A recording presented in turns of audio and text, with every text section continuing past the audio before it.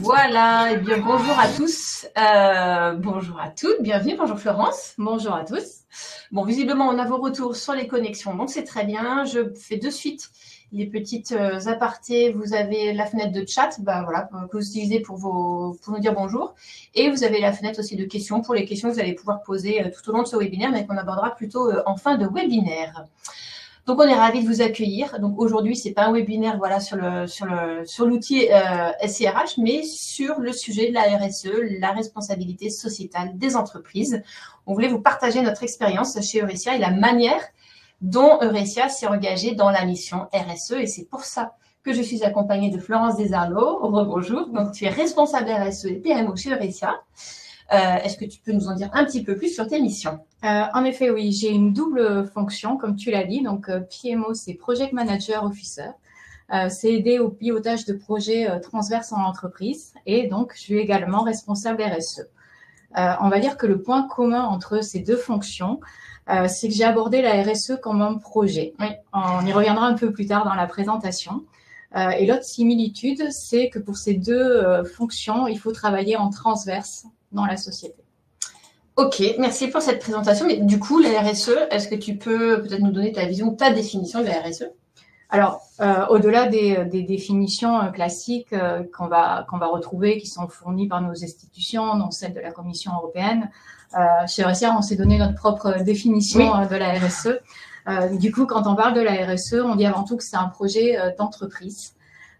Pour nous, c'est investir davantage dans le capital humain, dans nos relations avec les parties prenantes et dans l'environnement pour construire un monde meilleur. Wow. Ouais, je sais. Non, mais en vrai, souvent, quand on parle de RSE, on est là à se dire il faut limiter nos impacts. Et c'est vrai qu'il y a cette notion de sobriété, mais aussi il y a une notion quand même plus positive et plus dynamique, qu'on est capable d'apporter des choses positives. Et c'est voilà, c'est l'envie qu'on a de le présenter de cette façon-là. Ok, on va en savoir plus dans quelques minutes. Juste avant, ce que je vais faire, c'est que je vais lancer un petit sondage parce qu'on va vous parler un petit peu de nous, de Eurecia, mais on aimerait que vous nous parliez de vous et que vous nous disiez un petit peu où vous en êtes, vous, aujourd'hui, dans vos actions RSE, si vous en avez, ou dans votre réflexion sur le sujet. Donc, je vais lancer un petit sondage que vous allez voir apparaître sur votre écran. Hop là. Donc, imaginez que la RSE soit une destination sur une carte. Où vous situez-vous actuellement? Donc, en terre inexplorée, en terre inconnue, en train de planifier le voyage. Vous avez un petit peu débuté certaines actions, réflexions. Ou sinon, vous êtes déjà bien engagé sur la route de la RSE. Allez-y, votez. Et puis ensuite, on va avancer. Ça nous permet de savoir un petit peu, voilà, qui nous écoute aujourd'hui, parce que vous êtes aussi bien clients de Eurecia que des potentiels clients. Donc, on va voir un petit peu tout ça. Ce que je peux faire en attendant, voilà, et vous laisser le temps de répondre, c'est vous parler un petit peu d'Eurecia ou de rappeler un petit peu qui nous sommes. Je disais, vous n'êtes pas tous clients, donc vous commencez à nous connaître un petit peu. Eurecia, en fait, notre vision, c'est d'accompagner les entreprises en créant des solutions simples, efficaces, au service de l'humain. Et on veut accompagner ces entreprises en mettant au cœur de leur développement des enjeux d'expérience, d'impact et de performance. Donc, c'est ça notre vision, c'est ça notre promesse. Et c'est aussi pour ça qu'on a ce webinaire aujourd'hui. Alors, tac, je vais voter aussi de mon côté. Si j'ai ma souris qui apparaît, c'est pas grave. Tac. Et voilà. Eh bien, sans plus tarder, on va démarrer le sommaire. C'est assez partagé quand même. Si on veut faire un petit oui, pardon, excusez-moi. Et oui, tout à fait. J'étais focus sur autre chose. C'est partagé, effectivement. C'est un tiers sur chaque réponse. Un tiers en train de planifier, un tiers déjà engagé, puis un tiers, on n'a encore rien fait. Et j'espère que ce dont on va parler aujourd'hui va vous aider à vous lancer. Alors, hop, le sommaire. Donc, on commencera la première partie sur la mission RSE et comment elle est née chez Eurecia. Ensuite, on verra comment cette mission s'est transformée en véritable projet impact.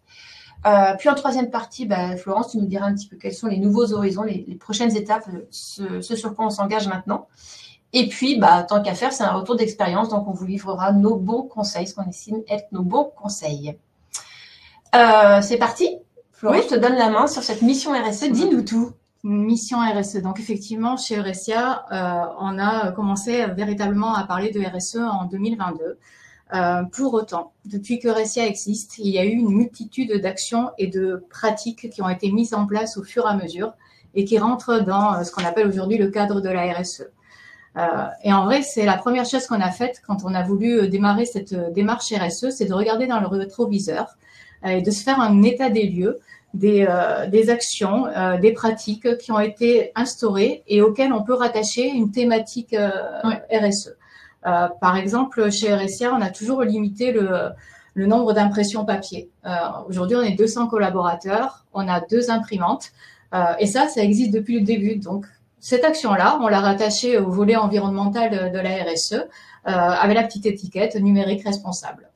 Et on a fait ce travail-là, et du coup, je sais pas exactement le chiffre, mais facilement, je sais que je suis arrivée à plus de 50 actions, bonnes pratiques instaurées, qui avaient été mises en place et qui, du coup, font partie de l'héritage déjà présent chez Eurecia et et constituent ce recueil pour s'appuyer pour démarrer la démarche RSE. Ouais, c'était déjà, comme tu dis, des pratiques déjà en place. Et donc, concrètement, cet état des lieux, comment tu l'as formalisé, à quoi ça ressemblait?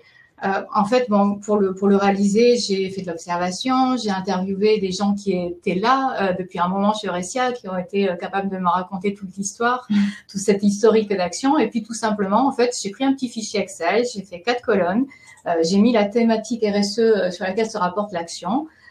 J'ai précisé l'action et notamment l'objectif, ça c'est important, à quoi sert cette action-là, avec également, oui on le voit à l'écran du coup, une petite colonne statut pour se dire ça c'est une action qui est en place depuis un moment ou ça c'est plutôt une action qu'on a envie de mettre en place.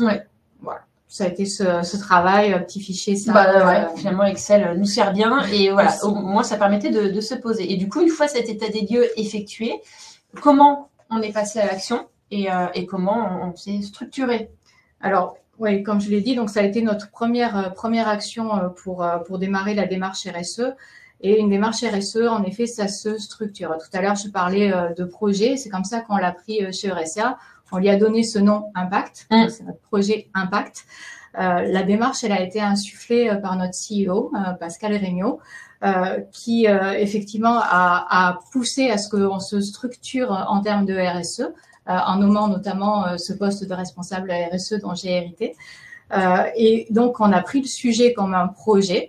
On s'est assis pour discuter, on a fait un cadrage projet, on a défini quels étaient nos enjeux, nos objectifs, nos risques, nos opportunités.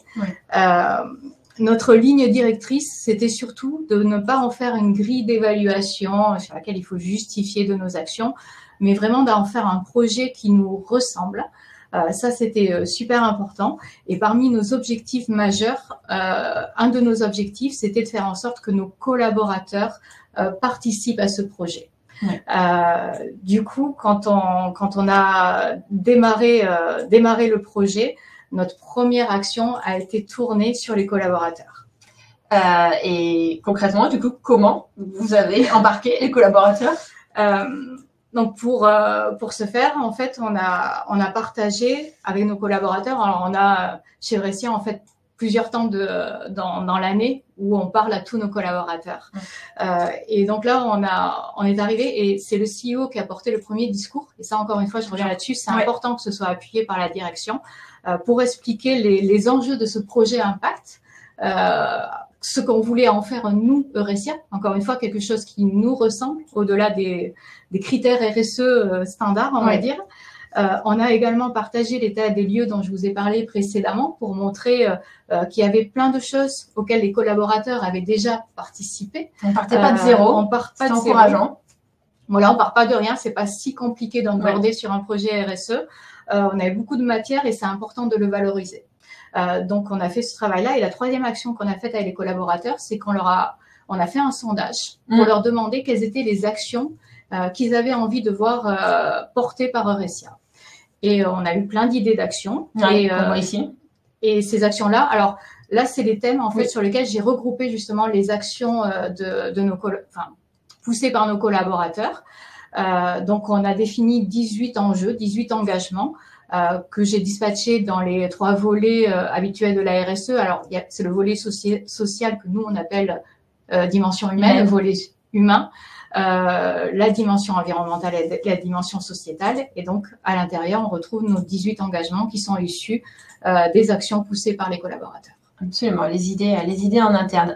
Et du coup, au-delà de ce sondage, comment les collaborateurs ont pu s'impliquer après?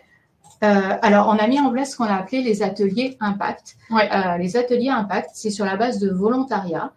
Donc, les collaborateurs qui sont volontaires viennent en petits groupes de travail, genre 4-6 personnes, pour aller choisir parmi les 18 enjeux un thème qui leur parle et proposer des actions qui vont soutenir cet enjeu-là. On l'a fait en 2023, on a fait 3 cycles d'ateliers. Je parle de cycles parce qu'en fait, on détermine une durée, 3-4 mois, qui soit ni trop courte pour avoir le temps de faire des actions, ni trop longue, assez soufflée. Et on a mené avec ses collaborateurs plusieurs petites actions au sein de la société. Alors là, on voit effectivement des actions là sur l'écran. Tu peux nous donner ces petits exemples? Alors oui, j'ai mis 2 exemples. Alors un parcours méditation. Donc là, c'est quand on travaillait sur le thème équilibre vie pro, vie perso, avec l'enjeu aussi de la gestion du stress au travail. Et donc, grâce à ces petits groupes de volontaires, on a mis en place un parcours de 12 séances de méditation chez Eurecia, sur lesquelles sont venus plein de collaborateurs, presque une 60aine. Oui, tu étais, moi aussi j'y étais. On a fait un voyage fantastique. Donc ça, c'était une super initiative. Et l'autre exemple que j'ai pris, c'est plus sur la partie environnementale, gestion de nos déchets, puisque comme dans beaucoup de sociétés, chez Eurecia, on boit beaucoup de café. On a du café en grains, donc on récupère énormément de marc de café. Et donc là, c'était d'avoir des idées pour réutiliser ce marc de café. Et donc le groupe notamment a travaillé avec notre partenaire qui nous fournit les grains de café pour voir dans quelle mesure ils pouvaient récupérer un certain volume de marc pour le redistribuer dans des fermes locales. On a également chez Eurecia un potager. Du coup, on a un compost sur lequel on peut poser alimenter en marc de café. Et puis, il y a une collaboratrice qui a même créé des petits tutos beauté parce qu'on peut également faire des gommages à partir de marc de café.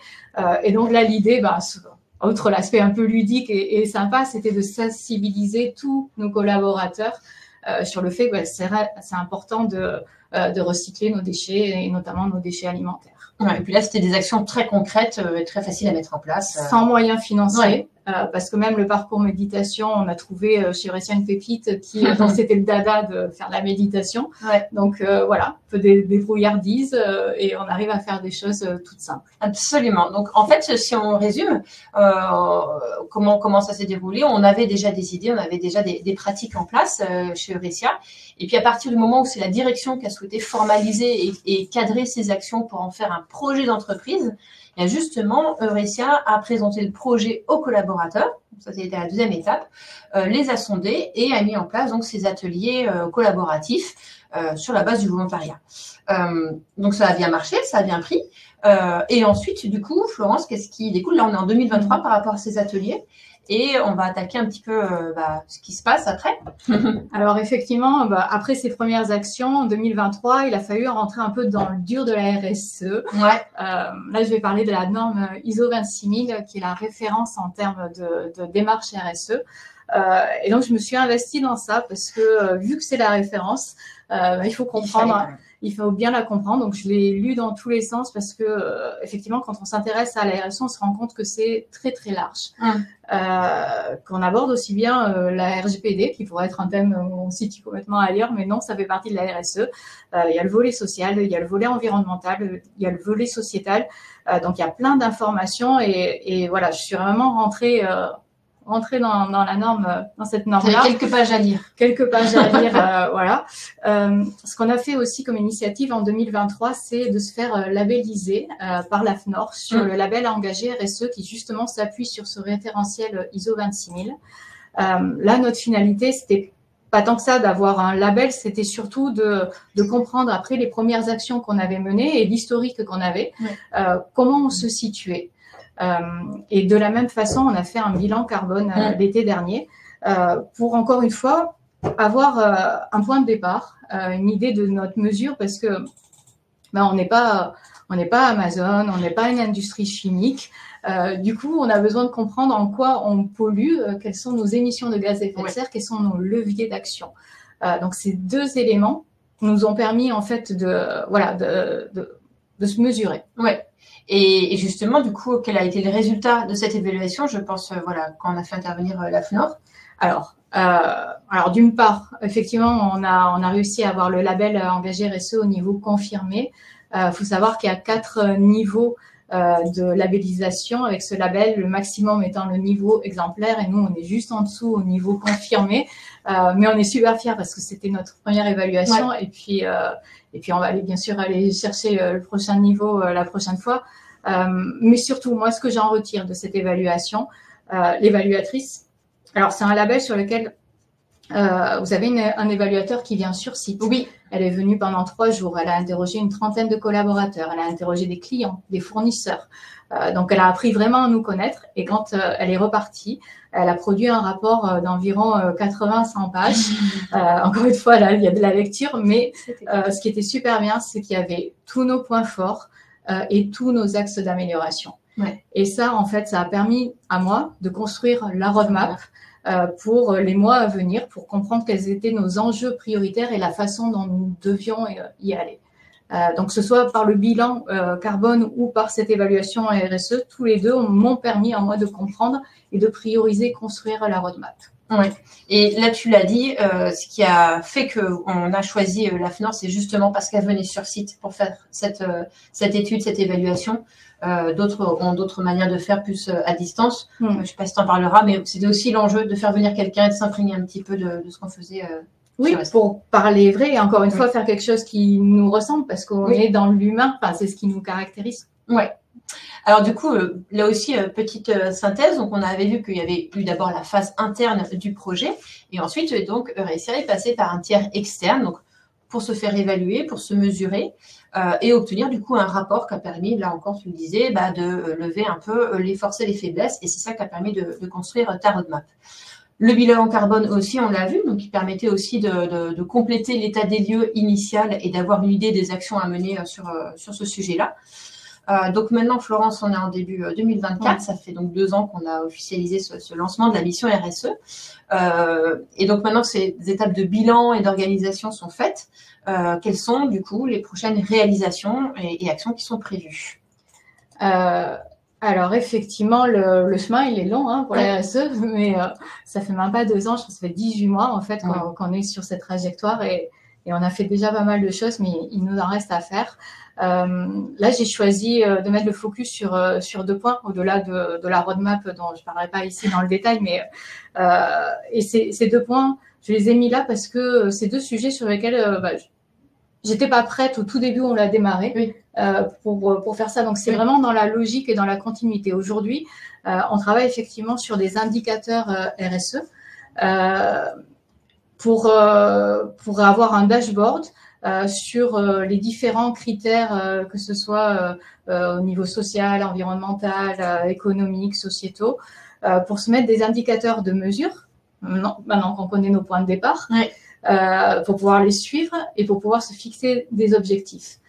Sachant qu'on réalise aussi ce dashboard dans l'optique de produire un rapport RSE qu'on pourra publier en externe.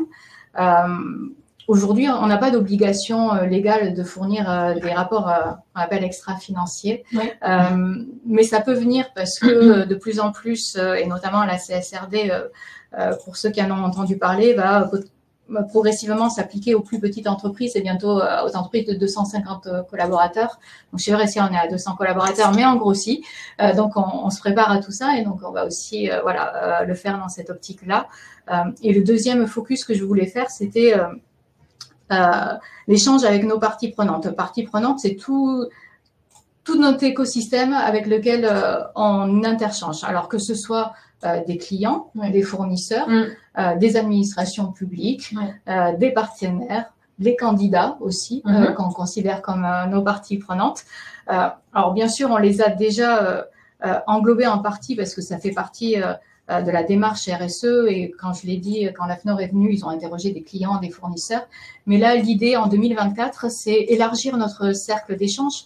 C'est aussi l'occasion de ce webinaire, d'échanger, de partager, même si j'ai pas un retour direct des personnes qu'on a en face, mais il y aura, j'espère, des questions.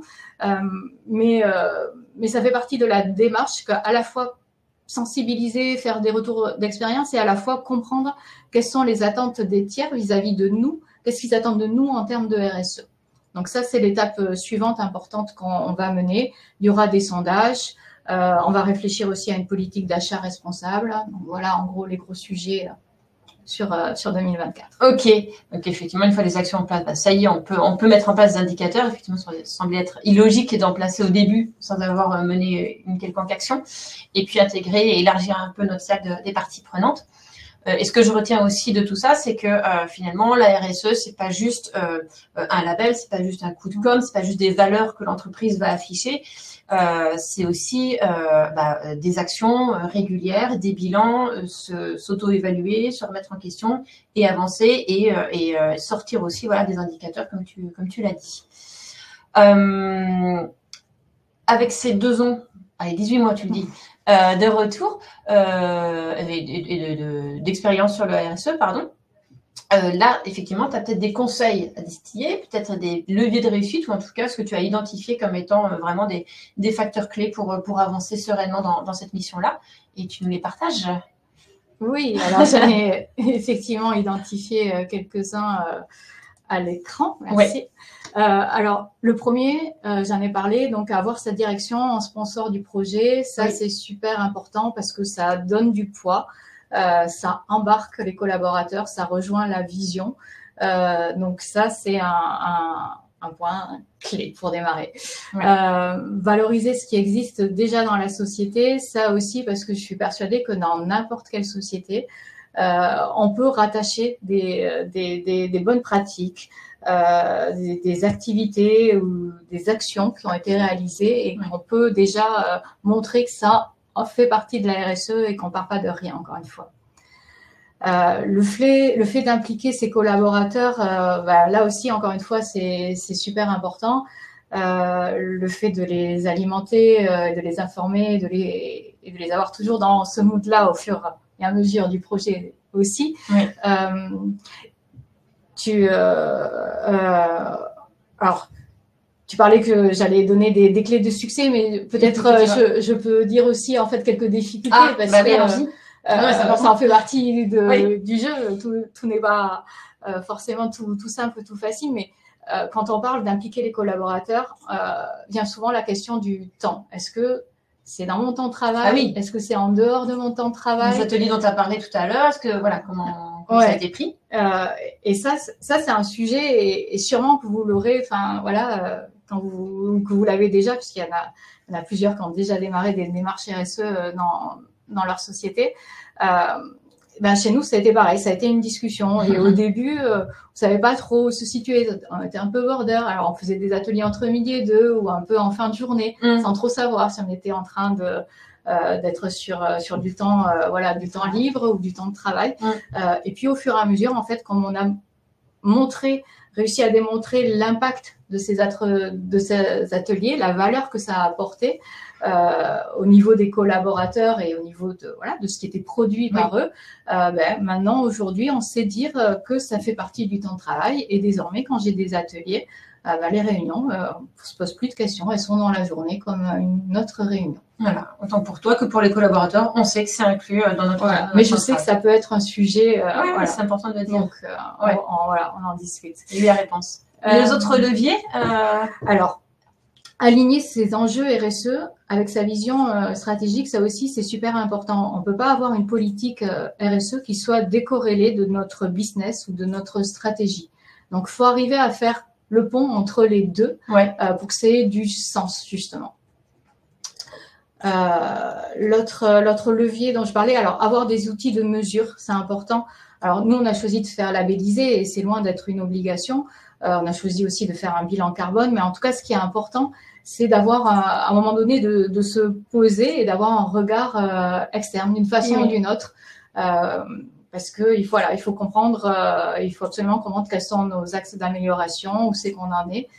Donc nous, on aime bien en fait se mesurer, faire des petits audits, des petites évaluations. Voilà, c'est comme ça qu'on avance.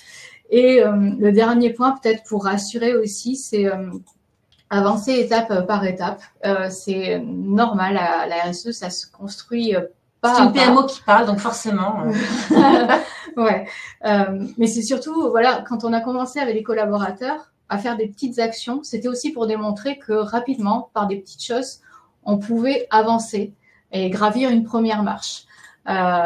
Donc voilà, et vous voyez, les indicateurs, j'en parle qu'à la fin parce que je veux pas tout précipiter. Enfin, on n'a pas voulu tout faire en même temps, on a voulu le faire de façon cohérente. Et voilà, ça se fait très bien, mais étape par étape. Ok, et on s'essouffle pas. Donc voilà, c'est les 5-6... Oui, après j'en ai d'autres éventuellement. Mais et puis vous en avez peut-être vous aussi, vous qui avez démarré, on voit bien aussi vos partages. Alors une chose aussi dont on n'a pas parlé, parce que c'était pas le lieu là de parler de la solution et de notre outil final SIRH, mais pourtant tu l'as utilisé justement pour communiquer, informer, sensibiliser. Tu peux nous en dire plus sur la manière dont tu t'y es prise justement pour impliquer tout le monde et rassembler tout le monde? C'est vrai que je ne sais pas si j'ai assez insisté dessus, mais la partie communication, information, c'est super majeur. Voilà, quand on a une démarche RSE. Du coup, nous, on a au travers de Vide Bureau la possibilité d'aller publier, des petits cas de ce qu'on est en train de faire. Donc, chaque fois qu'il y a eu une action réalisée chez Euresia ou un sujet d'actualité qu'on avait envie de partager avec nos équipes liées à la RSE, on publie des vides bureaux. Donc, on publie régulièrement des vides bureaux et on donne accès à cette information facilement à nos collaborateurs de cette façon. L'autre outil, la boîte à outils, je crois qu'il est sorti récemment. Il est récemment, boîte à idées, boîte à projet, boîte à idées. Nous, on l'a eu un petit peu avant, en interne, du coup, chez Euresia. Et on s'en est servi dans le cadre d'actions de mécénat parce qu'on avait demandé à nos collaborateurs de pousser des associations qui leur tenaient à cœur. Et on a fait voter les Eurésiens sur l'association qui leur parlait le plus. Et cette association-là a reçu un don financier de la part d'Euresia. Ok. Et après, globalement, quand l'AFNOR est venu pour nous évaluer, en fait, je me suis appuyée sur notre outil SIRH parce que forcément, dans la RSE, tout le volet social, c'est beaucoup la politique RH. Donc, j'ai navigué avec elle dans l'application pour lui montrer comment on soutenait justement l'employabilité des collaborateurs, la culture, la relation entre manager et managé. Donc, on a plein de modules en fait qui m'ont permis en fait d'apporter les preuves, de soutenir mon discours en tout cas. C'est cette façon dont je m'en suis servi. Ok, très bien. Donc, Vide Bureau, boîte à idées, vous l'avez sur votre page d'accueil. Si vous avez la moindre question dessus, n'hésitez pas à contacter, à consulter le centre d'aide déjà, premier réflexe. Et puis sinon, contacter l'équipe support qui pourra vous orienter. Merci Florence. Là, avant de passer aux questions, parce qu'elles arrivent, et merci, on partage quelques articles utiles. Alors, en haut, sur la présentation qu'on va vous envoyer, vous aurez des articles utiles qui font référence à ce qu'on met en ligne sur notre blog notamment. Et tu souhaites partager aussi les ressources que tu utilises toi pour faire ta veille ou pour continuer à réfléchir sur le sujet et avancer. Je vous ai mis la norme ISO 26000, mais bon courage. Mais c'est un passage obligé quelque part, comme les ODD aussi, j'en ai pas parlé, mais c'est un peu un passage obligé de s'intéresser à ce sujet. Là, ce que je peux vous parler oralement, c'est de la plateforme Vendredi et de la communauté Impact at Work, qui met à disposition plein de ressources et qui ont un canal sur Slack qui permet d'échanger entre responsables RSE sur toute la France, n'importe quelle société. Donc, quand vous avez des questions, si quelqu'un a déjà fait un bilan carbone et avec qui vous voulez un retour d'expérience, vous pouvez vous poser votre question sur ce canal-là. Et aussi, ils organisent depuis peu des rencontres dans les grandes villes, donc notamment à Toulouse, une petite soirée où vous allez rencontrer vos pairs qui travaillent dans d'autres boîtes pour échanger, vous passer les carnets d'adresses, etc. Enfin, donc on l'a fait récemment et c'était super sympa comme initiative. Donc c'est pour ça que j'en parle. Voilà. Bah oui, c'est comme ici, un partage d'expérience et puis prendre des infos à droite à gauche et voilà. Oui, exactement. Faut pas être tout seul. Ouais. Se sentir isolé dans tout seul devant l'ISO 26000. Exactement. Bon, bref. Et alors, donc, petit focus sur le mois de mars et la semaine du Digital Cleanup Day ou Week, mais enfin, oui. Le 16 mars, c'est quoi? Alors, ça, c'est un temps fort, effectivement, c'est une semaine qui est organisée au niveau national pour responsabiliser et sensibiliser sur les impacts du numérique. Ouais. Du coup, on est une société dans le numérique, donc on se sent forcément très concerné. C'est l'occasion, en fait, quand on a des temps forts comme ça nationaux, c'est l'occasion pour nous d'appuyer des actions. Donc, on s'appuie sur tous les temps forts. Il y a celui de la QVCT aussi, notamment, sur lequel on va porter des actions. Et on estampille RSE aussi parce que ça rentre là-dedans. Et là, sur la semaine du numérique responsable, on va faire aussi notre série d'actions pour recycler les déchets électroniques notamment.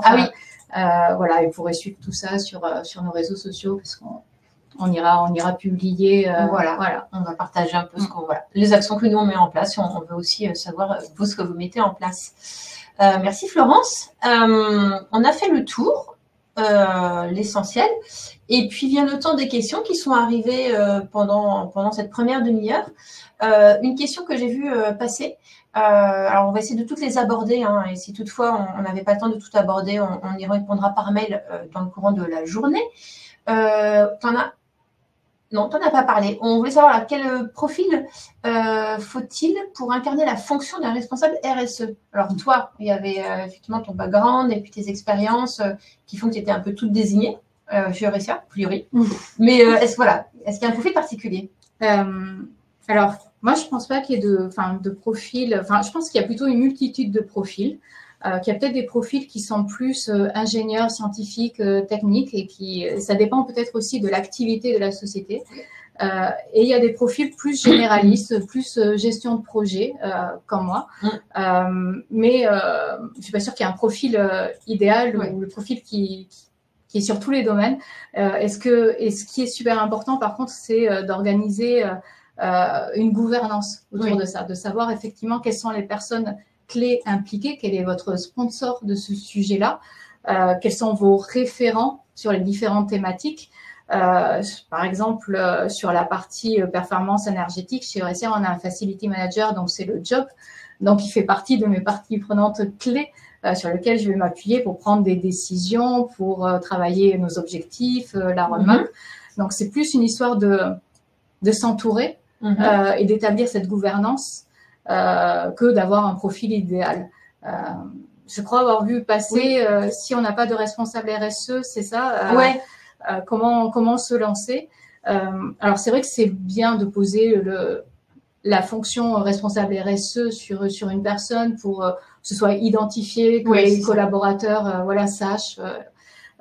Mais comme je vous l'ai dit, je fais pas que ça, donc c'est pas forcément un poste, mais c'est une fonction par contre qui est reconnue. C'est un rôle, C'est un rôle reconnu. Donc ça peut être une façon de l'introduire.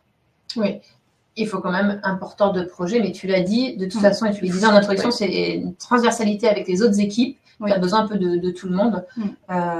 Donc c'est identifier les personnes clés et faire cette gouvernance et organiser un comité avec cette gouvernance. Ok, merci. Alors, on continue de regarder les questions.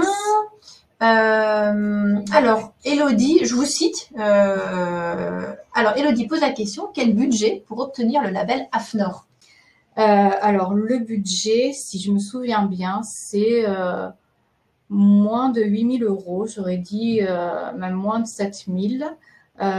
Sachant qu'on a pris en plus avec eux une journée de préparation parce qu'on était un peu novices et là ça rentre pas dans les 7 000 mais on a pris une journée de préparation mais j'avais fait un petit benchmark des prix et c'est loin d'être le plus cher. D'accord. Ben justement, ça rejoint une question voilà, de Jean-Marie qui nous demande comment avez-vous choisi l'AFNOR plutôt que notre organisme de certification comme Lucie. Alors, Lucie, effectivement, c'est très similaire dans leur approche par rapport à l'AFNOR et je comprends qu'on puisse hésiter entre les deux. Moi, j'avais assisté à des conférences en Occitanie sur le RSE et j'avais rencontré des personnes évaluateurs justement dans la région de l'AFNOR que j'avais trouvé super intéressant. Donc ça, encore une fois, l'échange avait facilité le choix. Le choix, c'est que, bon, et Lucie, c'est la même chose, mais le fait que l'évaluateur vienne sur site, ça, c'est majeur par rapport à d'autres labels. Donc ça, c'était pour moi un critère de choix. Et ensuite, sur le timing, ça a été assez rapide aussi pour faire cette évaluation. Et ça rentrait aussi dans nos critères. Parce que chez RSA, toujours dynamique, toujours des projets. Donc voilà, on se laisse pas 3 ans pour faire quelque chose. Quand on y va à fond. Et on a pu le réaliser, parce que je sais pas si à combien de mois. Toutes les questions se rejoignent. Joanne qui demande du coup combien de mois ça a pris pour avoir le label. Alors je pense que j'avais signé le devis en février, on a passé l'évaluation en juin. Et le temps que le rapport soit produit, parce que c'était l'été, on a été labellisé début septembre, parce qu'il y a eu l'été derrière. Donc en gros, 6 mois. 6 mois, hein. Ouais, 6 mois. Ok, 6 mois.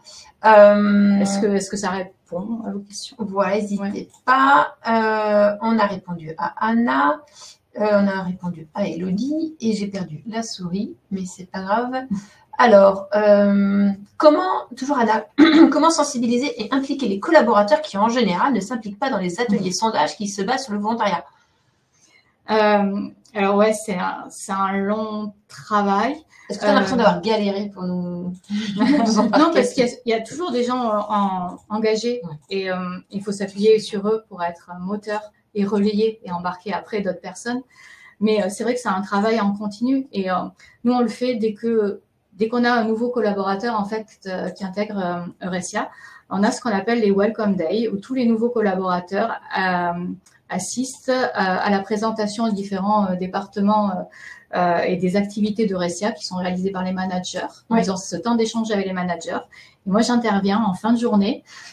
J'ai 20 bonnes minutes sur laquelle je leur présente Impact. Tu termines par ça. Ils terminent par ça. Je leur présente notre projet. Je leur donne quelques informations sur la RSE en général. Et j'échange avec eux pour leur donner déjà cette première envie de venir avec nous. Et après, voilà, l'autre façon, c'est de soutenir la communication tout au long de l'année, organiser des temps forts quand vous avez 80%, sur les temps forts collectifs, sur la QVCT par exemple, on engage facilement voilà, tous les collaborateurs, même si les conférences elles restent sur la base du volontariat, on a quand même presque toute la société qui vient. Donc voilà, je dirais que en gros, c'est trouver vos relais pour appuyer et puis faire voilà en continu y croire et vous capterez peut-être pas tout le monde, mais c'est normal. Après, tu le disais maintenant, nous, chez Euresia, vous avez dit que c'est sur le temps de travail, donc déjà, ça peut un peu libérer, déculpabiliser d'une certaine manière. Et puis, moi, pour l'avoir fait, je sais que je l'ai fait sur un temps. Je savais qu'à un autre moment, 6 mois après, je pouvais pas, ou j'étais moins impliquée ou moins dedans. Donc, et en tout cas, ça me sortait, moi, de mes missions, de mon poste. Et que j'ai trouvé aussi une autre manière de m'impliquer dans mon entreprise, mais d'une autre manière. Et encore une fois, ça me sortait de mon train-train quotidien, entre guillemets. Donc là aussi, ça a joué, je trouve, en tout cas moi en tant que collaborateur, pourquoi j'ai souhaité à un moment donné m'impliquer, pourquoi j'avais la disponibilité. Alors, Joanne, combien êtes-vous dans votre entreprise? Car le prix dépend aussi de la taille de l'entreprise. Alors, on revient effectivement peut-être sur le budget pour le label.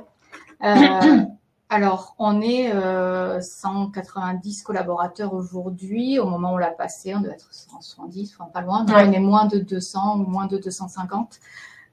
Et donc, en effet, il y a des grilles de prix voilà, qui sont en fonction de ça. Après, j'ai pas forcément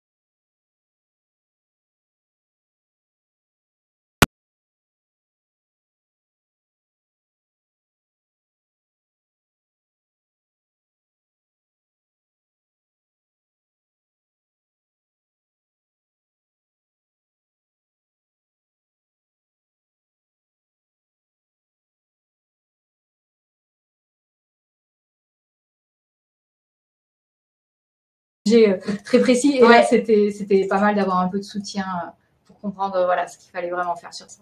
Ok. Alors, je regarde parce que vous intervenez dans la partie chat et c'est très bien. Et il y a aussi la partie questions. Ginette, bah, du coup, ça va. Voilà, je lance votre question. Ginette, Florence y a déjà un petit peu répondu, donc même beaucoup. Est-ce que vous avez été accompagné par un expert ou un cabinet conseil lors de la mise en place du projet RSE en interne ou alors avez-vous fait tout seul? Non, la mise en place, on l'a fait tout seul. Voilà, c'est ça. Et on a juste pris des cabinets après pour se mesurer. Voilà. Et du coup, Ginette, je pense qu'au travers des réponses précédentes de Florence, on a répondu à votre question qui était de savoir comment on avait choisi les labels avec lesquels on faisait évaluer. Donc, tu avais, toi, des critères fondamentaux comme déjà venir nous voir.